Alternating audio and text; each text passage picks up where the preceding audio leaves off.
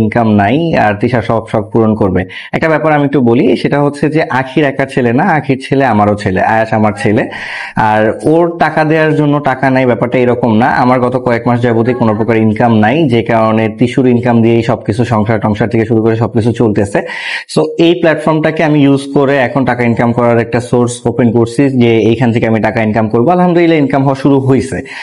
আমার গত মাসে যে টাকা দেওয়া হয়েছে আয়াসকে, সেটা তিশার টাকা থেকেই দেওয়া হয়েছে। এই মাসের টাকাটাও তিশার টাকা থেকেই দেওয়া হবে।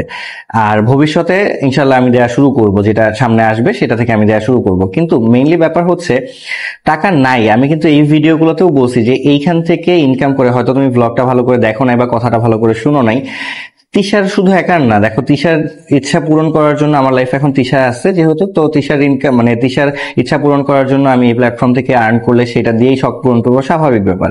আর আমি আর্ন করা শুরু করলে আমি টাকা দেওয়া শুরু করব। এখানে আখির ছেলের জন্য টাকা নাই, তিশার শখ পূরণের জন্য টাকা আছে, ব্যাপারটা এরকম না আপু। আসলে এটা সম্পূর্ণ একটা ভুল বোঝাবুঝি হইতেছে। আয়াস আমার সন্তান, ওর খরচ দেয়া হচ্ছে, এখন সেটা ওর বড় আম্মু দিতেছে, মানে তিশা দিতেছে।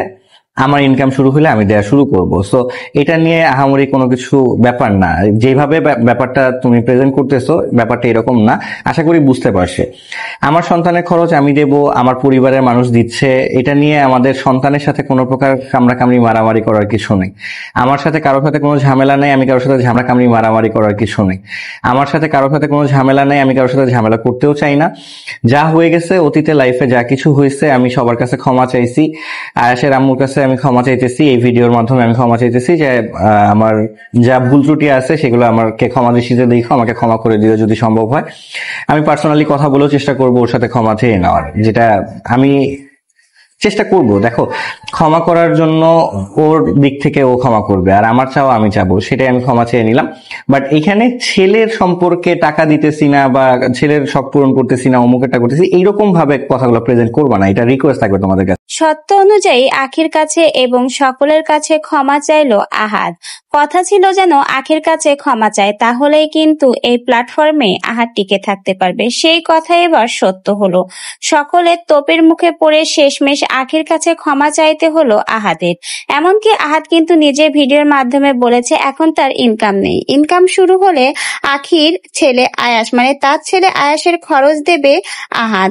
এখন বর্তমানে আয়াসের বড় আম্মু অর্থাৎ তিশাই খরচ দিচ্ছে। ভবিষ্যতে আয়াস এবং আলিশা সকলের খরচ বহন করবে আহাদ। এমনকি আখির কাছে দেখা হলে তার কাছে ক্ষমা চাইবে এবং সে চায় না আর কোনো ঝামেলা হোক, সবকিছু মিটমাট করে নিতে। তাহলে অবশেষে সকলের সম্মুখে এসে আখির কাছে ক্ষমা চাইলো আহাদ এবং জানালো পরবর্তীতে তার দ্বারা এরকম কোনো আর ভুল হবে না।